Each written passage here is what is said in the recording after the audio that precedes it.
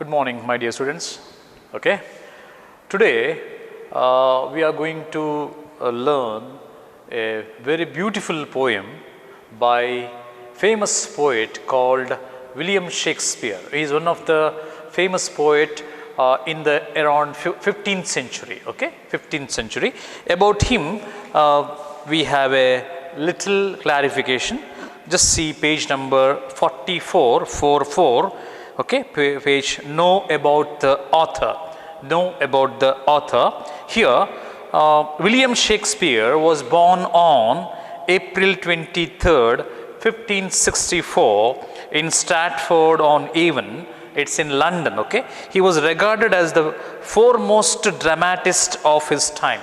Foremost means he is the beginner ಅಂದರೆ ಆರಂಭದಲ್ಲಿ 15ನೇ ಶತಮಾನದಲ್ಲಿ ಅಂದರೆ 1564ರಲ್ಲಿ he was the famous poet. Dramatist, you know what is the meaning of dramatist means?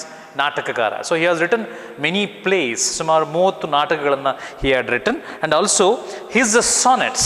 So his sonnets were composed between 1593 and 1601. Sonnets, what do you mean by sonnet? We'll come to know that. The sonnets of Shakespeare, 154 in number, all written in the form of 3 quatrains and a couplet, that is now recognized as Shakespearean. Okay, just one clarification to you. See, what do you mean by sonnet? So this poem which we are going to study today is a sonnet. What do you mean by sonnet? Just see the spelling here. S-O-N-N-E-T. What do you mean by sonnet? Sonnet means a poem with 14 lines. 14 lines. 14 ಗೆರೆಗಳಿರುವ ಸಾಲುಗಳಿರುವ ಪದ್ಯಕ್ಕೆ ನಾವು sonnet ಅಂತ ಹೇಳ್ತೀವಿ. So here this is a Shakespearean sonnet which we are going to study is about a Shakespearean sonnet. One important thing is about Shakespearean is he has written many plays. In that, a play called The Merchant of Venice, V-N-I-C-E, The Merchant of Venice. He had written the play called, he had written comedies, tragedies, okay, historic plays, Romeo and Juliet, Hamlet, Tempest, The Tempest, all these are some of the famous plays. Here, Shakespeare, in this sonnet, he has used 3 quatrains, okay? A poem with the 14 lines. In this poem, you have 3 stanzas with 5 lines. Okay. The poem, name of the poem is. Before that, just one clarification to you. The poem which we are going to study is adapted from this play. Okay, The Merchant of Venice. In that, Act 4, Scene 1. The poem which we are going to study today is adapted. ಆಯ್ದುಕೊಳ್ಳಲಾಗಿದೆ ಯಾವ ನಾಟಕ ಭಾಗದಿಂದ? The Merchant of Venice ಎಂಬ ನಾಟಕ ಭಾಗದಿಂದ ಆಯ್ದುಕೊಂಡ 4ನೆಯ ಆಕ್ಟಿನ ಪ್ರಥಮ ದೃಶ್ಯದಿಂದ ಆದ ಒಂದು ಆಯ್ದ ಭಾಗ. Okay, this is adapted from this play, Merchant of Venice. In that, a character called Portia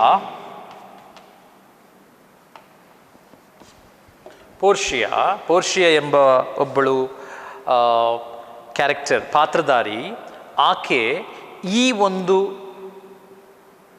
ನಾಟಕದಲ್ಲಿ ನಮಗೆ ಕ್ವಾಲಿಟಿ ಆಫ್ ಮರ್ಸಿಯ ಬಗ್ಗೆ, ಅಂದರೆ mercy, what you mean by mercy? Mercy means, yes, mercy ಅಂದರೆ ಏನಪ್ಪ ಅರ್ಥ? ಮರ್ಸಿ ಮೀನ್ಸ್ ಕರುಣೆ. ಏನು ಹೇಳ್ತೀವಿ ನಾವು ಕನ್ನಡದಲ್ಲಿ? ಕರುಣೆ. ಅಥವಾ ದಯೆ. ದಯೆ ಏನಂತ ಶಬ್ದ ಕೇಳಿರ್ಬೋದು, ದಯೆ. ಬಸವಣ್ಣ ಹೇಳ್ತಾನೆ ದಯೆ ಧರ್ಮದ ಮೂಲವಯ್ಯ ಅಂತೇಳಿ. ಯಾವುದು ಧರ್ಮ ನಿಜವಾದ? What you mean by religion? Religion is nothing but compassion, nothing but mercy. ಯಾವ ಮನುಷ್ಯ ಇನ್ನೊಬ್ಬ ಮನುಷ್ಯನಿಗೆ ದಯೆಯನ್ನು ತೋರಿಸ್ತಾನ, ಪ್ರೀತಿಯನ್ನು ತೋರಿಸ್ತಾನ, that is called mercy. So in this lesson merchant of Venice ಎಂಬ ಭಾಗದಲ್ಲಿ, ನಾಟಕದಲ್ಲಿ ಪೋರ್ಷಿಯಾ ಎಂಬ ಪಾತ್ರಧಾರಿ ಶೈಲಾಕ್ ಎಂಬ ಪಾತ್ರಧಾರಿ ಇರ್ತಾನೆ. ಆ ಶೈಲಾಕ್ ತುಂಬ ಕಟುಕ.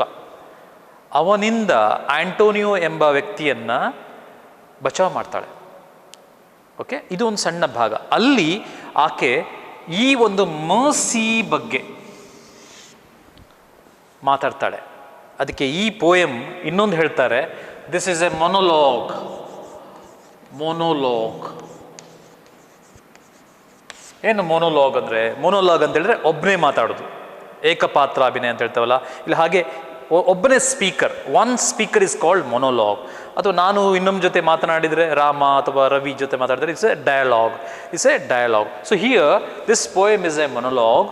This is a Shakespearean poet, Shakespearean sonnet written by William Shakespeare. So here we are going to study about a poem called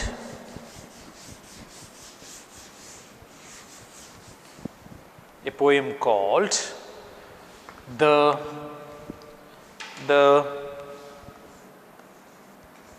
quality of mercy, written by William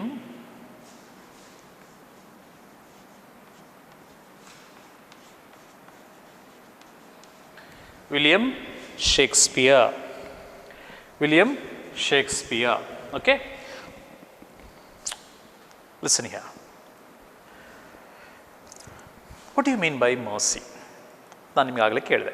so mercy means, another word for mercy is called compassion.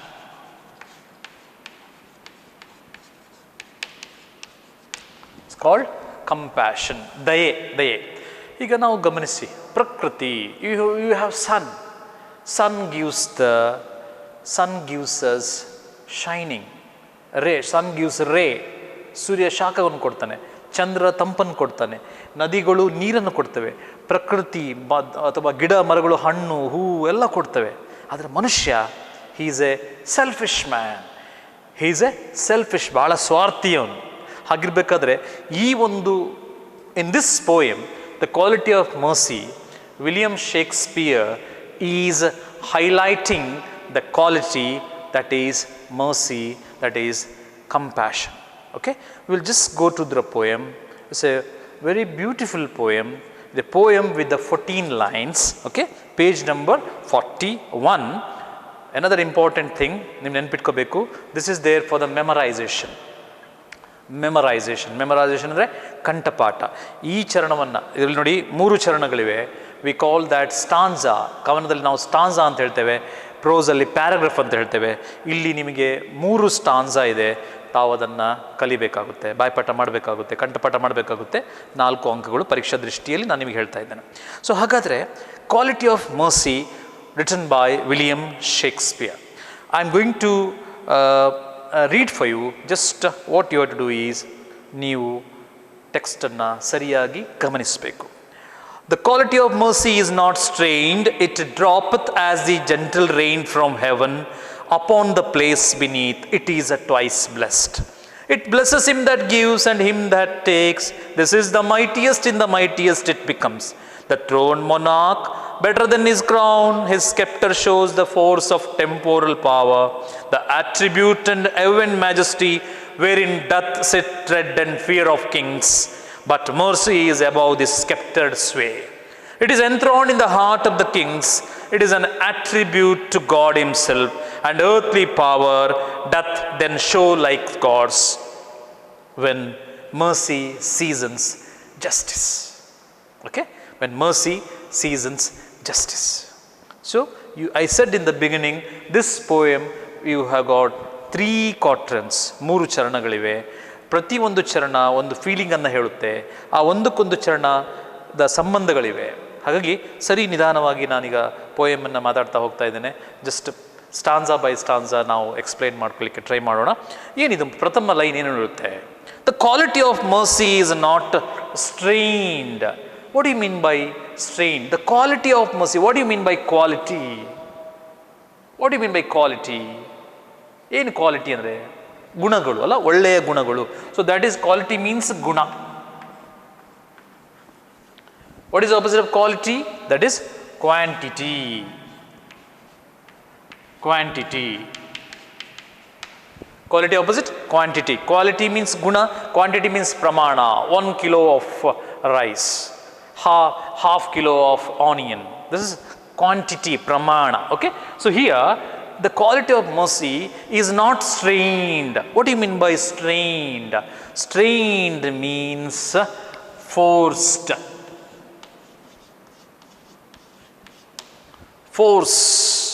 Force means ಒತ್ತಡ ಅಥವಾ ಒತ್ತಾಯ. The quality of mercy is not strained. It shouldn't be forced. It shouldn't be forced. Why it shouldn't be forced? ಯಾಕೆ it shouldn't be forced? We will just go through the second line. It droppeth as the gentle rain from heaven. It droppeth. What do you mean by droppeth? Drop. You might have heard. See, it's raining outside. Drops, ಬೂಂದೆ ಹನಿಗಳು ಅಲ್ವಾ? Drop means ಹನಿಗಳು, ಹನಿ. ಟಪ್ ಟಪ್ ಟಪ್ ಅಲ್ಲ, droppeth as the gentle rain from heaven. As the gentle rain from heaven. See, the quality of mercy is not strained. The quality of mercy is not strained. It droppeth. One important note. See here. The quality of mercy is not strained, not forced. We cannot force it. You cannot see another important word, strained. That word in the earlier English it was used as strained. Now we used as constrained.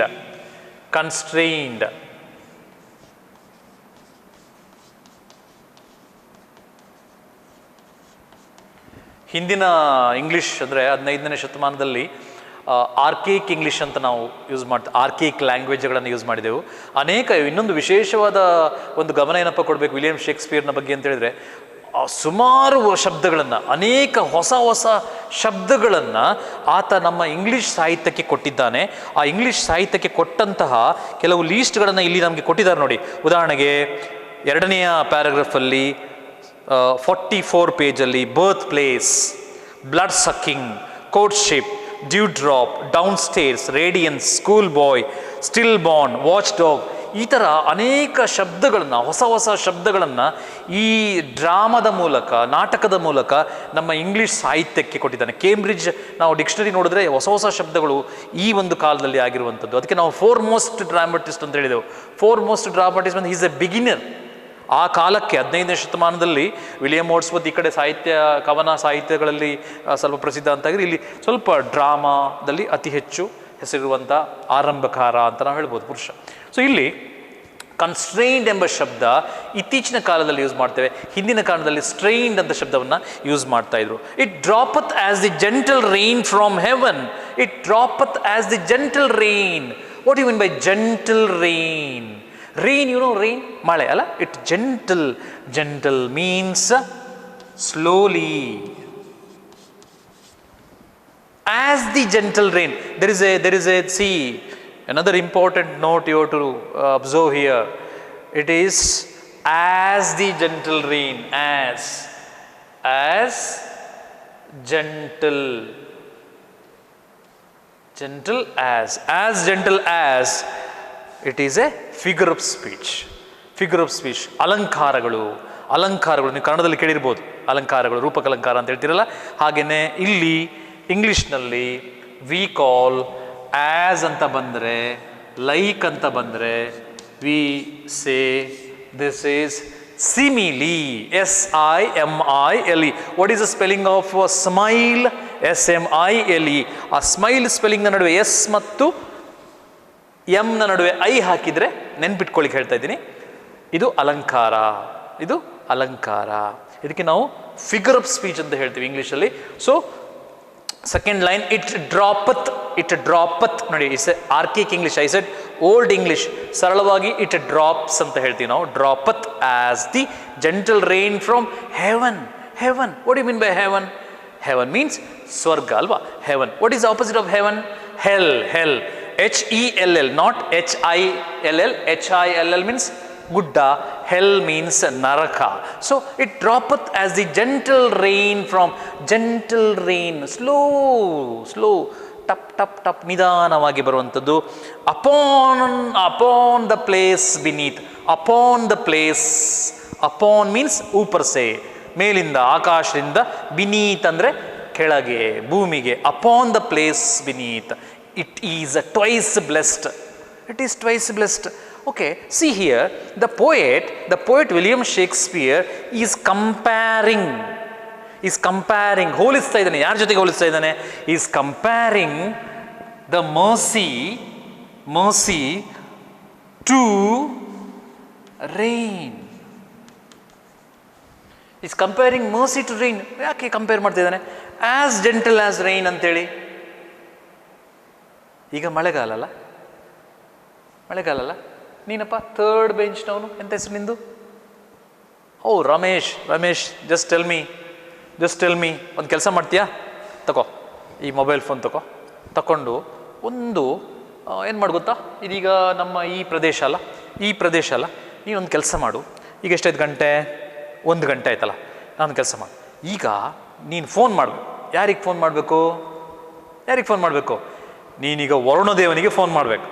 ನೀನೀಗ ವರುಣದೇವನಿಗೆ phone ಮಾಡಿ, ಈಗ ವರುಣದೇವರೇ 1 ಗಂಟೆ ಆಯಿತು, ನಮಗೆ ಒಂದು ತುಂಬ ಸೆಕೆ ಆಗ್ತಾ ಉಂಟು, ಸ್ವಲ್ಪ ಏನು ಮಾಡಿ ನಮಗೊಂದು ಅರ್ಧ ಗಂಟೆ ಮಳೆ ಸುರಿಸಿ ಮಾಡ್ತೀಯಾ? ನಗಾಡ್ತೀಯಲ್ಲ ಮರೆ, ಯಾಕೆ ಸಾಧ್ಯ ಇಲ್ವಾ? ನಗಾಡ್ತೀರಲ್ಲ, ಸಾಧ್ಯ ಇಲ್ಲ. ಯಾಕೆ ಹೇಳಿ? We cannot force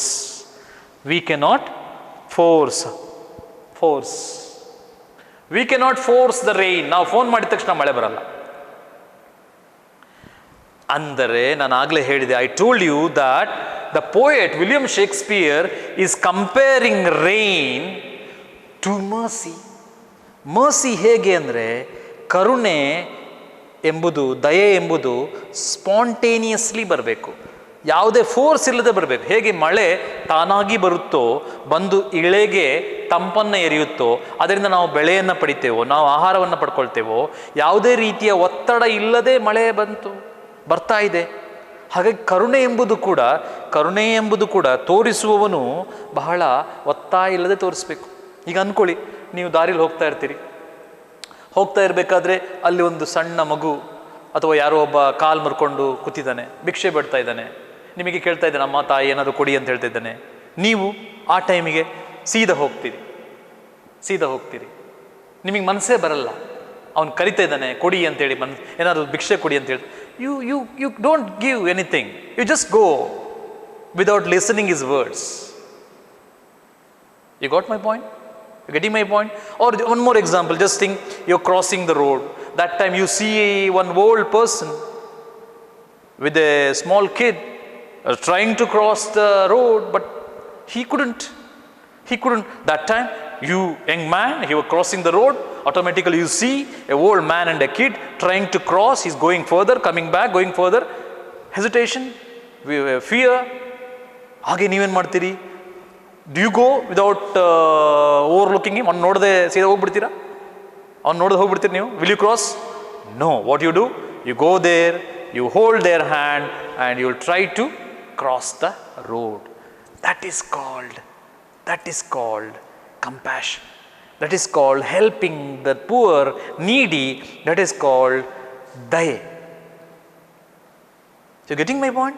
So it means the quality of mercy is not strained. You can't force anyone to give 5 rupees. It has to come from within. So the quality of mercy is not strained. It is as gentle as rain. ಮಳೆ ಹೇಗೆ ನಾನು phone ಮಾಡಿ ಒತ್ತಾಯ ಮಾಡಿ ಬರಲಿಕ್ಕೆ ಆಗೋದಿಲ್ವೋ ಹಾಗೇನೇ ದಯೆ ಎಂಬುದು ತಾನಾಗಿ ಬರಬೇಕು, ಒತ್ತಾಯ ಮಾಡಿ ಅಲ್ಲ, ಒತ್ತಾಯ ಮಾಡಿ ಅಲ್ಲ. ಹಾಗಾದರೆ ಮೂರನೆಯ ಲೈನ್ ನೋಡಿ, upon the place beneath it is twice blessed. It is twice, ದುಪ್ಪಟ್ಟು, blessed, blessed also called bless.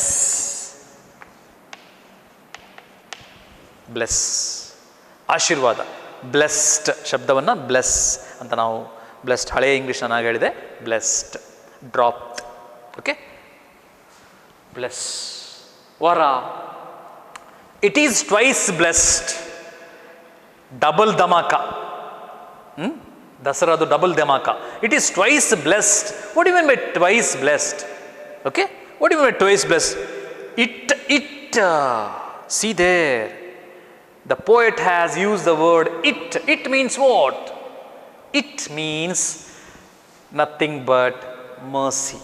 In the second line also the poet has used the word it. It droppeth as the, again in the third or fourth line, it blessed him that gives and him that takes. It blesses him that gives, give and take. It give is opposite is take. See, you helped that poor old man by giving 5 rupees or giving your food. Or somebody has come to your house, say he is asking for some alm, ಭಿಕ್ಷೆ ಕೇಳ್ತಾ ಇದ್ದಾನೆ, ನೀವೇನು ಮಾಡ್ತೀರಿ? ನೀವು ಊಟ ಮಾಡ್ತೀರಾ ಆ ಟೈಮಲ್ಲಿ? ಹೋಗಿ ಮುಂದೆ ಹೋಗು ಅಂತ ಹೇಳ್ತೀರಾ? No, we don't do it. You know, during Ramzan time we give zakat. ನಾವು ಬಡವರಿಗೆ ನಮ್ಮ ಒಂದು ಪಾಲು ಕೊಡ್ತೇವೆ. ಹಾಗೆ ಹೊರಗಡೆ ಭಿಕ್ಷುಕ ಬಂದಿದ್ದಾನೆ, ಅಮ್ಮ ತಾಯಿ ಅಂತಿದ್ದಾನೆ, ಊಟ ಮಾಡ್ತಿದ್ದೀರಿ, ಹೋಗಿ ಮುಂದೆ ಅಂತ ಹೇಳ್ತೀರಾ? ನೀವೇನು ಮಾಡ್ತೀರಿ? ನಿಮ್ಮ ಊಟ ಬೇಕಾದ್ರೆ ಕೊಡಿ, ಅಥವಾ ನಿಮ್ಮ ಪಾಲನ್ನ ಒಂದು ಅನ್ನ ಕೊಡಿ, ಅಥವಾ ನಿಮ್ಮ ಅಕ್ಕಿದೆ ಕೊಡಿ, ಸ್ವಲ್ಪ ನಿಮ್ಮ ಪಾಲನ್ನ ಕೊಡಿ. ಖುಷಿ ಪಡ್ತಾನವ, ಆಶೀರ್ವಾದ ಮಾಡ್ತಾನೆ, ಹರಿಸಿ ಹೋಗ್ತಾನೆ, ಒಳ್ಳೇದಾಗಲಿ ನಿಮ್ಗೆ ಅಂತ ಹೇಳ್ತಾನೆ. So it blesses him that gives and takes. ನೀವು ಅವನಿಗೆ ಕೊಟ್ರಿ, ಭಿಕ್ಷೆ ಕೊಟ್ರಿ, ಅಥವಾ ಇಲ್ಲಿ ನೀವು ರೋಡ್ ಕ್ರಾಸ್ ಮಾಡಿಸಿದ್ರಿ, ಅಥವಾ ಇಲ್ಲಿ ಯಾರೋ ಒಬ್ಬ ಕಾಲು ಮುರ್ಕೊಂಡು ಕೂತಿದ್ದಾನೆ, ಅವನಿಗೆ ನೀವೇನೊಂದು ಹಾಕಿದ್ರಿ. It is twice blessed. Double ಧಮಾಕ ಅಂತ ಹೇಳಿದ ಅರ್ಥ ಏನು? ನೀವು ಒಬ್ಬರಿಗೆ ಸಹಾಯ ಮಾಡಿದರೆ, if you help someone, God will help you. ಒಂದು ವಿಚಾರ. ಎರಡನೇದು, ನೀವು ಅವನಿಗೆ ಸಹಾಯ ಮಾಡೋದ್ರ ಮೂಲಕ ಅವನು ಪುಣ್ಯವಂತ. He is a blessed guy who has taken the blessing from you, who has taken the help from you. ಹಾಗಾಗಿ ನೀವು ಕೊಡುವುದರ ಮೂಲಕ, by giving he is taking. ಹಾಗಾಗಿ ಇಟ್ ಈಸ್ ಟ್ವೈಸ್ ಬ್ಲೆಸ್ಡ್. ಯಾಕಂದರೆ ನಾವು ಕೊಡ್ತೀವಂದರೆ ಯಾರು ಪಡ್ಕೊಳ್ತಾನೆ ಅವನು ಕೂಡ ಪುಣ್ಯವಂತನಾಗಿರಬೇಕು, ಆಗ ಮಾತ್ರ ಅದು ಸಾಧ್ಯ. ಸೊ ಹಾಗಾಗಿ mercy is a twice blessed. It blesses him that gives and him that this is. See the short form, this is. Shall I rub this? This is the short form, THIS, this is. He has written this is, TIS, apostrophe ಕೊಟ್ಟಿದ್ದಾನೆ. apostrophe ಅರ್ಥ ಏನಿಗೆ? ಹೀಗಿದೆ. This is called apostrophe. Possessive. Example, this is my mobile, ಅಥವಾ this is my pen. ಅಂದ್ರೆ ಉದಾಹರಣೆಗೆ this is Rama's. ಈ ಥರ ಇದ್ರೆ this is called ಅಪೋಸ್ಟ್ರಫಿ. Okay, ಸಂಬಂಧಪಟ್ಟದ್ದು ಅಂದ್ರೆ ಅರ್ಥ ಏನು? ಪೊಸೆಸಿವ್ನೆಸ್ ಅಂತ ಹೇಳ್ತೀವಿ. ಹಾಗಾಗಿ this is the mightiest. In the mightiest it becomes mightiest. What you mean by mighty? Mighty means strong are powerful. Strong ಅಥವಾ strength. STRENGTH. This is the mightiest. In the mightiest it becomes. ಯಾವುದು this is means? This means again mercy. ತಿರ್ಗಾಮರ್ಗ ಕವಿ William Shakespeare is coming back to mercy. Okay, so here this is the mightiest. In the mightiest it becomes. Again mercy becomes. So the quality of mercy is not strained. You cannot force the mercy. How we cannot force? Like rain.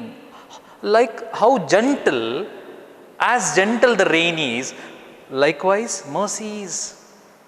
ಮಳೆ ಹೇಗೆ ತಾನಾಗಿ ಭೂಮಿಗೆ ಇಳಿಯಗೆ ಬರ್ತದೋ ಹಾಗೆ mercy ಕೂಡ ಮನುಷ್ಯನ ಹೃದಯದಿಂದ, ಮನುಷ್ಯನಿಂದ ಕರುಣೆ ತಾನಾಗಿ ಬರಬೇಕು. ನಾವು ಯಾರನ್ನು ಕೂಡ ಒತ್ತಾಯ ಮಾಡಲಿಕ್ಕೆ ಆಗೋದಿಲ್ಲ. ಯಾಕಂದರೆ ನೀವು ಒತ್ತಾಯ ಮಾಡಿ ಏನೂ ಕೊಟ್ಟು ಸುಖ ಇಲ್ಲ, ಪಡ್ಕೊಂಡವನಿಗೂ ಸುಖ ಇರಲ್ಲ. ಅದಕ್ಕಾಗಿ ನಾವು ಕೊಡುವುದನ್ನು ಯಾರಿಗೂ ಗೊತ್ತಾಗಬಾರ್ದು ಹೇಳ್ತಾರೆ. ಕರುಣೆಯನ್ನು ತೋರಿಸ್ಬೇಕು, ದಯೆಯನ್ನು ತೋರಿಸ್ಬೇಕು. ದಯೆ ಧರ್ಮದ ಮೂಲವಯ್ಯ ಅಂತೇಳಿ ಬಸವಣ್ಣರು ಹೇಳ್ತಿದ್ದಾರೆ. ಹಾಗಾಗಿ ಇದು ಬಹಳ ಒಂದು ಪವರ್ಫುಲ್ ಇದು ಯಾವುದು ಮರ್ಸಿ ಎಂಬುದು ನಿಮ್ಮಲ್ಲಿ ಇತ್ತು, ನೀವು ಬಹಳ ಪವರ್ಫುಲ್ ವ್ಯಕ್ತಿ ಅಂತ. This is the mightiest in the mightiest it becomes. So I hope you understood the first stanza. ಅರ್ಥ ಮಾಡ್ಕೊಳ್ಳಿ, ಪ್ರಥಮ ಚರಣದಲ್ಲಿ ಮರ್ಸಿಯ ಇಂಪಾರ್ಟೆನ್ಸನ್ನು ಹೇಳ್ತಾ ಇದ್ದಾನೆ. ಅದನ್ನು as gentle as heaven rain ಅಂತ ಹೇಳ್ತಾ ಇದ್ದಾನೆ. ಅದನ್ನು ಹೋಲಿಸ್ತಾ ಇದ್ದಾನೆ. ಫಿಗರ್ ಆಫ್ ಸ್ಪೀಚನ್ನು, ಅಲಂಕಾರವನ್ನು ಕವಿ ಯೂಸ್ ಮಾಡ್ತಾ ಇದ್ದಾರೆ. ಸರಿಯಾ? ಪ್ರಥಮ ಚರಣದಲ್ಲಿ ಏನಾದರೂ ಸಂಶಯ ಇದೆಯಾ? ಇಲ್ಲಲ್ಲ. ಮೈಟಿಯಸ್ ಮೀನ್ಸ್ ಸ್ಟ್ರಾಂಗ್, ಡ್ರಾಪ್ ಅಂದರೆ ಹನಿ ಅಂತ ಹೇಳಿದೆ. ಕೆಳಗಡೆ ನಿಮಗೆ ಟೆಕ್ಸ್ಟ್ ಬುಕ್ಸ್ನ ಕೆಳಗಡೆನೆ ಅಲ್ಲಿ ನಿಮಗೆ you have the difficult words over there. Okay, shall we move to the second stanza? Right. The throned monarch, better than his crown, his scepter shows the force of temporal power, the attribute to awe and majesty, wherein doth sit and dread and fear of kings, but mercy is above this sceptered sway. Sceptered sway. The throned monarch. Okay, in the second stanza, the poet is talking about the monarch, the king. Monarch andre raja. What do you mean by throne? Throne means simhasana.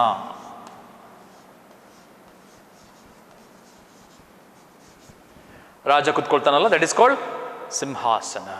Throned monarch. Better than,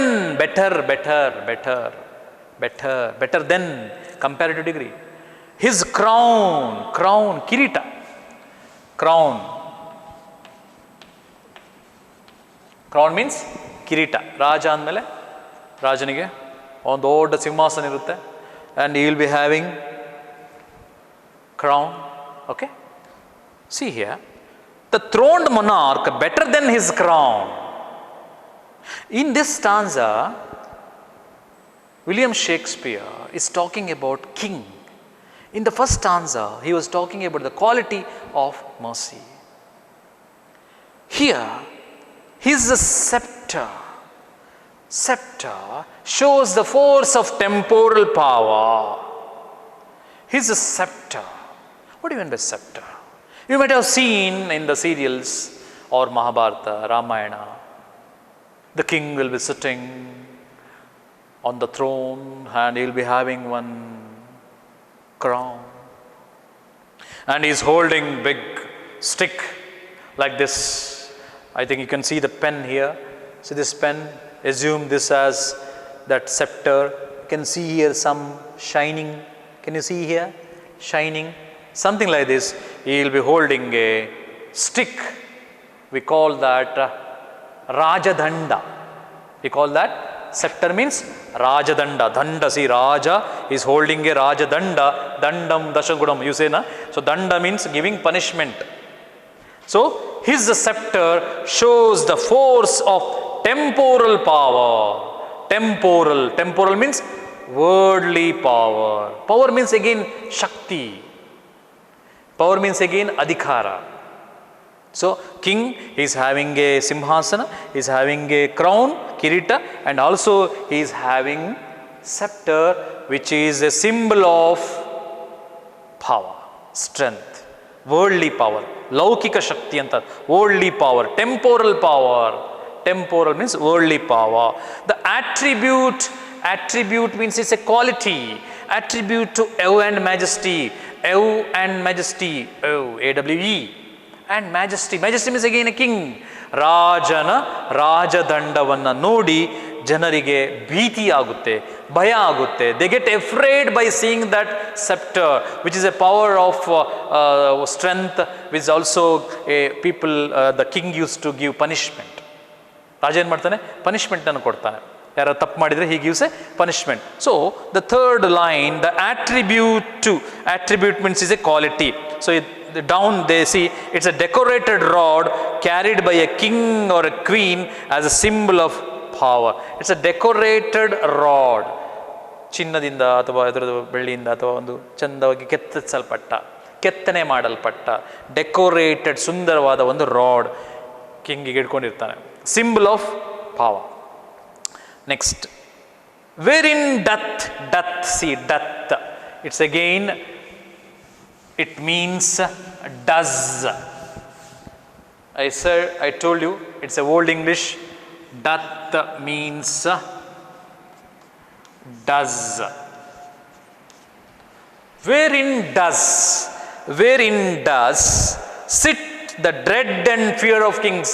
Sit the dread and fear. F-E-A-R. Afraid. Dread, D-R-E-A-D. What do you mean by that? ಭಯ, ಭೀತಿ, ಹೆದರಿಕೆ. ಯಾಕೆ ಹೆದರಿಕೆ ರಾಜನಿಗೆ?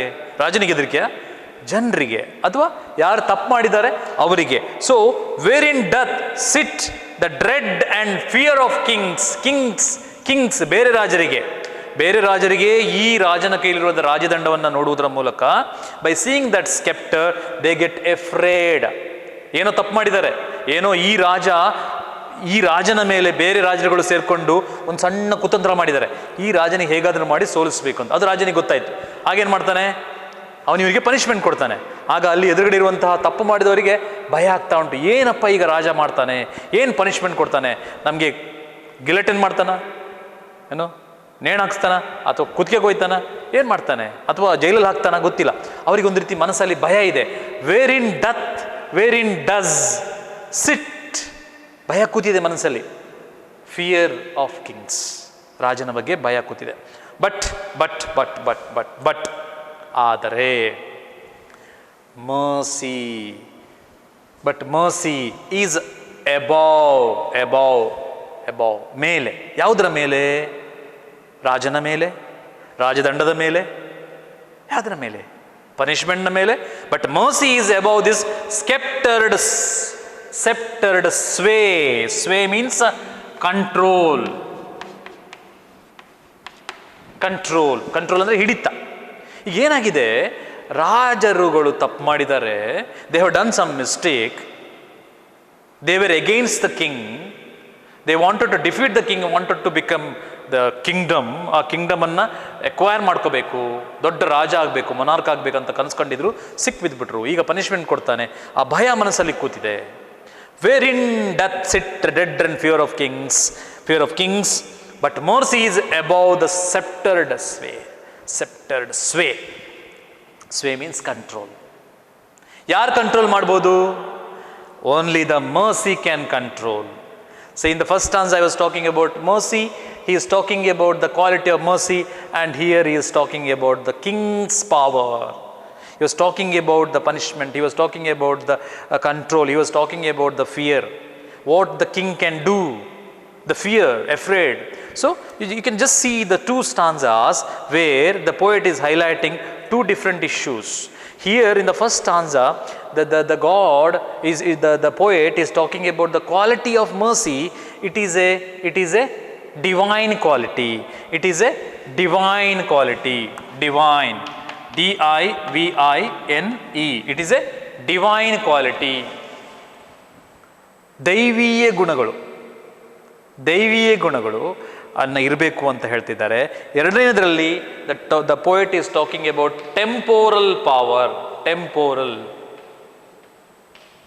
Worldly power, ಲೌಕಿಕವಾಗಿ ಅಂದರೆ ಈ ಪ್ರಪಂಚದಲ್ಲಿರುವಂಥ ವಿಷಯದ ಬಗ್ಗೆ ಮಾತಾಡ್ತಾ ಇದ್ದಾರೆ. ಕೊನೆಯ ಸ್ಟಾನ್ಸವನ್ನು ಗಮನಿಸೋಣ. It is enthroned in the heart of the Kings.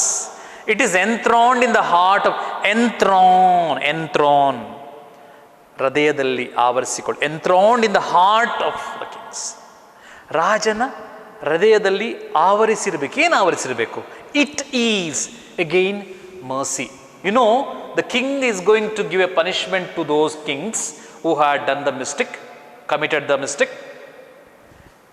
Now the king is going to give a judgment. ತೀರ್ಪು ಕೊಡ್ಲಿಕ್ಕೆ ಹೊರಟಿದ್ದಾನೆ. ತಪ್ಪು ಮಾಡಿದರ ಮೇಲೆ ಶಿಕ್ಷೆ ಮಾಡ್ಲಿಕ್ಕೆ ಹೊರಟಿದ್ದಾನೆ, ಶಿಕ್ಷೆ ಕೊಡ್ಲಿಕ್ಕೆ ಹೋಗಿದ್ದಾನೆ. ಈ ರಾಜದಂಡವನ್ನು ಬಳಸಿ. ಆ ಭಯ ಅವ್ರ ಮನಸ್ಸಲ್ಲಿದೆ. ಆಗ ಆ ರಾಜನಲ್ಲಿ it is enthroned in the heart of the kings. ರಾಜನ ಹೃದಯದಲ್ಲಿ ಇದು ಎಂಥ್ರೋನ್ ಆಗಿದ್ದರೆ, ಆವರಿಸಿಕೊಂಡಿದ್ದರೆ ಏನಾಗಬಹುದು ನೋಡೋಣ. ಕ್ಲೈಮ್ಯಾಕ್ಸ್ ಏನಾಗಿದೆ ನೋಡೋಣ. It is an attribute, it is an attribute to God himself. It is an attribute to God himself. Attribute, quality, ಗುಣ. equal to God, equal to God. It's a divine quality. What the poet is trying to say is, here the king is going to give a judgment which could be cruel, the king may be rude. He is going to give a punishment, but now it is not the punishment. The king has to have the quality of mercy in his heart. Before giving the judgment, ತೀರ್ಪನ್ನು ಕೊಡುವ ಮೊದಲು ರಾಜ ಕ್ರೂರನಾಗಿರದೆ ಅವನ ಹೃದಯದಲ್ಲಿ ಕರುಣೆ ಎಂಬ quality, ದಯೆ ಎಂಬ quality, compassion ಎಂಬ ಕ್ವಾಲಿಟಿ ಇದ್ದರೆ ಏನಾಗುತ್ತದೆ, ಏನಾಗಬಹುದು? It is an attribute to God himself. It is an attribute to God himself. ಅಂದರೆ ಈ ಒಂದು ಲೆಕ್ಕದಲ್ಲಿ ಜನ ಅಂದರೆ ಪ್ರಜೆಗಳು ಈ ರಾಜನನ್ನ ಗಾಡ್ ಹಿಮ್ಸೆಲ್ಫ್, ರಾಜ ಪ್ರತ್ಯಕ್ಷ ದೇವತಾ ಅಂತ ಹೇಳ್ತಾರೆ. ಜನರಿಗೆ ಯಾರು ದೇವತಾ? ರಾಜ. ರಾಜ ತಾನು ಜನರಿಗೆ ಸಹಾಯ ಮಾಡಿಕೊಂಡಿದ್ರೆ ಒಳ್ಳೆಯ ರಾಜನಾಗಿರ್ತಾನೆ. ಹಾಗಾಗಿ ಇಲ್ಲಿ ಈ ಒಂದು ವಾಕ್ಯವನ್ನು ಗಮನಿಸೋಣ. It is an attribute to God himself. ಆ ಕ್ವಾಲಿಟಿ ಇದೆಯಲ್ಲ, ಯಾವುದು? ಮರ್ಸಿ. ಅದು ದೈವೀಯ ಗುಣವಾಗುತ್ತೆ. That is a divine quality. ಇಲ್ಲಿ ತನಕ ಆತ ಯೂಸ್ ಮಾಡಿದ್ದು ಟೆಂಪೋರಲ್ ಪವರ್ಗಳು, ತನ್ನ ಈ ವರ್ಲ್ಡ್ಲಿ ಪವರ್ಗಳು. ಈಗ ರಾಜ ಇವತ್ತಿರ್ಬೋದು, ನಾಳೆ ಸಾಯ್ಬೋದು. ಆದರೆ ಆ ರಾಜನಲ್ಲಿ ಈ ಗುಣ, ಮರ್ಸಿ ಎಂಬ ಗುಣ, ದ ಡಿವೈನ್ ಕ್ವಾಲಿಟಿ ಇದ್ದರೆ, ದ ಆಟ್ರಿಬ್ಯೂಟ್ ಆಫ್ ಮರ್ಸಿ ಇದ್ದರೆ, ಹೀ ಈಸ್ ಗಾಡ್ ಹಿಮ್ಸೆಲ್ಫ್. ಜನ, ಪ್ರಜೆಗಳು ಅವರನ್ನು ಪೂಜೆ ಮಾಡ್ತಾರೆ, ಪ್ರತ್ಯಕ್ಷ ದೇವ್ರ ಥರ ಪೂಜೆ ಮಾಡ್ತಾರೆ ಅಲ್ವಾ? ಹಾಗಾಗಿ it is an divine quality of God himself. It is an attribute to God himself and earthly power. Earthly, earth ಅಂದರೆ ಭೂಮಿ, ಟೆಂಪೋರಲ್ ಪವರ್. ಅರ್ತ್ಲಿ ಪವರ್ ಅಂದರೆ ಭೂಮಿಯ ಮೇಲಿರುವಂಥ power. Doth, again doth, does, then show likest God, likest God. So ಹಾಗಾದರೆ one comparison here is mercy, and here king. Mercy is a divine quality, divine daivika shakti. It is a temporary power. It is permanent. It is temporary. It is a divine power. ಇದು ದೈವಿಕ ಶಕ್ತಿ. ಈಗ ಏನಪ್ಪ, what is the comparison? What the poet is trying to tell us? ಏನು message ನನಗೆ? What are the message we are getting here? See, and earthly power doth then likest gods. The king ಈಗ judgement ಕೊಡ್ತಾ ಇದ್ದಾನೆ. ಆ ಒಂದು ನ್ಯಾಯಪೆಟ್ಟಿಗೆಯಲ್ಲಿ, ತೀರ್ಪಿನಲ್ಲಿ punishment ಕೊಡದೆ, ಆ ಪನಿಷ್ಮೆಂಟ್ನ ಜೊತೆಗೆ ಏನಾದರೂ ಒಂದು ಈ ಕ್ವಾಲಿಟಿ ಮರ್ಸಿಯನ್ನು ಹೊಂದಿದ್ದರೆ, ದಯೆಯನ್ನು ಹೊಂದಿದ್ದರೆ, ಈಗ ರಾಜ is equal to God. Is equal to God. When mercy seasons justice, ಆಗ ಜಸ್ಟಿಸ್ ಏನು ರಾಜ ಕೊಡ್ತಾನೆ, ಆ ನ್ಯಾಯದಲ್ಲಿ ಮರ್ಸಿ ಎಂಬ ಒಂದು ತೂಕ ಇದ್ಬಿಟ್ರೆ, ಆಗ ಆ ತೀರ್ಪು ಬಹಳ ಒಂದು ಒಳ್ಳೆಯ ತೀರ್ಪು ಆಗಲಿಕ್ಕಿದೆ. ಆ ಪನಿಷ್ಮೆಂಟ್ ಸಿಗೋವರಿಗೆ ಸೇವ್ ಆಗ್ತಾರೆ, ಜನ ಅವನನ್ನು ಪೂಜಿಸ್ತಾರೆ. ರಾಜ ತನ್ನ ಕ್ಷಮೆಯನ್ನು ಕೊಡುವುದರ ಮೂಲಕ ಅವರನ್ನು ಮಾಫ್ ಮಾಡ್ತಾನೆ. ಇನ್ನೊಂದು ಸಲ ಮಾಡಬೇಡ ಅಂತ ಹೇಳಿ ಅವಕಾಶ ಕೊಡ್ತಾನೆ. ಆಗ ಜನರು ಈ ರಾಜನನ್ನು ಪ್ರೀತಿಸ್ತಾರೆ, ಇಷ್ಟಪಡ್ತಾರೆ. ಒಂದು ರೀತಿಯಲ್ಲಿ ಅವನನ್ನು ದೇವರ ರೂಪದಲ್ಲಿ ಕಾಣ್ತಾರೆ. ಈಕ್ವಲ್ ಟು ಗಾಡ್ ಹಿಮ್ಸೆಲ್ಫ್, ಅಥವಾ ಭೂಮಿ ಮೇಲೆ ಆತನೇ ಸ್ವತಃ ದೇವರು ಅಂತ ಹೇಳಿ ಅಂದ್ಕೊಳ್ತಾರೆ. ಹಾಗಾಗಿ ಇಲ್ಲಿ ಪೋರ್ಷಿಯಾ ಮೊನೋಲಾಗ್ ಅಂದರೆ ಆಕೆ ಈ ಕೋರ್ಟಲ್ಲಿ ಶೈಲೋಕ್ ಎಂಬ ವ್ಯಕ್ತಿ ಇದ್ದಾನೆ. ಆ ವ್ಯಕ್ತಿಯಿಂದ ಇನ್ನೊಬ್ಬ ವ್ಯಕ್ತಿ ಆಂಟೋನಿ ಅಂತ ಒಬ್ಬ ವ್ಯಕ್ತಿ ಇದ್ದಾನೆ, ಅವನು ಅನ್ಯಾಯಗೊಳಪಟ್ಟವನು. ಆ ವ್ಯಕ್ತಿಯನ್ನು ಸೇವ್ ಮಾಡಲಿಕ್ಕೋಸ್ಕರ ಪೋರ್ಷಿಯಾ ಈ ಒಂದು ಮರ್ಚೆಂಟ್ ಆಫ್ ವೆನಿಸ್ ಎಂಬ ಈ ನಾಟಕದಲ್ಲಿ ಆಕೆ ಮರ್ಸಿ ಎಂಬ ಕ್ವಾಲಿಟಿಯನ್ನು ಹೈಲೈಟ್ ಮಾಡ್ತಾಳೆ. ಇಲ್ಲಿ ನಾವು ಒಂದು ವಿಷಯವನ್ನು ಅರ್ಥ ಮಾಡ್ಕೋಬೇಕು, ಮರ್ಸಿ ಈಸ್ ಸುಪ್ರೀಂ ಹಿಯರ್. ಕರುಣೆ ಎಂಬುದು ಸುಪ್ರೀಂ ಹಿಯರ್. ನಮ್ಮಲ್ಲಿ ಪವರ್ ಇದ್ರೆ ನಡೆಯಲ್ಲ, ಪವರ್ನ ಜೊತೆಗೆ ಒಂದು ಕರುಣೆ ಅಂತ ದಯೆ ಇದ್ರೂ ಕೂಡ ನಾವೇನಾಗ್ಬೋದು, ಒಬ್ಬ ಉತ್ತಮ ಮನುಷ್ಯನಾಗ್ಬೋದು. ಹೇಗೆ ಇಲ್ಲೊಬ್ಬ ರಾಜ ಒಬ್ಬ ದೈವ ಸಮಾನವಾಗಿ ಆಗಲಿಕ್ಕೆ ಸಾಧ್ಯ ಆಗ್ತದೋ ಹಾಗೆ ಮರ್ಸಿ ಎಂಬ ಕ್ವಾಲಿಟಿ ಪ್ರತಿಯೊಬ್ಬ ಮನುಷ್ಯನಲ್ಲಿ ಕೂಡ ಇರಬೇಕು. ಆ ಕ್ವಾಲಿಟಿಯ ಗುಣವನ್ನು ಕವಿ ಇಲ್ಲಿ ಹೈಲೈಟ್ ಮಾಡಲಿಕ್ಕೆ ಇಷ್ಟಪಡ್ತಾ ಇದ್ದಾನೆ. ಏನಾದರೂ ಡೌಟ್ಸ್ ಇದೆಯಾ? ಒಮ್ಮೆ ನೋಡ್ಕೊಳ್ಳಿ. ಡೌಟ್ಸ್ ಇದ್ದರೆ ಇನ್ನೊಮ್ಮೆ ಎಕ್ಸ್ಪ್ಲೈನ್ ಮಾಡ್ತೇನೆ. ಹಾಗೆ ಪೇಜ್ 42, 43ರಲ್ಲಿ ಕೂಡ ಈ ಮರ್ಸಿಗೆ ಸಂಬಂಧಪಟ್ಟಂತಹ ಒಂದು ಕವನವನ್ನು ಕೊಟ್ಟಿದ್ದಾರೆ. ಅದನ್ನು ಸ್ವಲ್ಪ ಗಮನಿಸಿ. ಏನೇ ಡೌಟ್ ಇದ್ದರೆ ಕೇಳ್ಬೋದು ನನಗೆ. Okay, right. ನಿಮಗೆ ಹೋಮ್ವರ್ಕ್ ಈಗ ನೆಕ್ಸ್ಟ್ ಈ ಪೋಯಮ್ ಏನಿದೆ 14 ಲೈನ್ಸ್ ಇರುವಂಥ ಈ ಪೋಯಮನ್ನು ತಾವು ಬೈಪಾಟ್ ಮಾಡಬೇಕು. ನೆಕ್ಸ್ಟ್ ಕ್ಲಾಸ್ ನೀವು ಬರಬೇಕಾದ್ರೆ you have to at least 5 lines you need to by heart. Okay, right.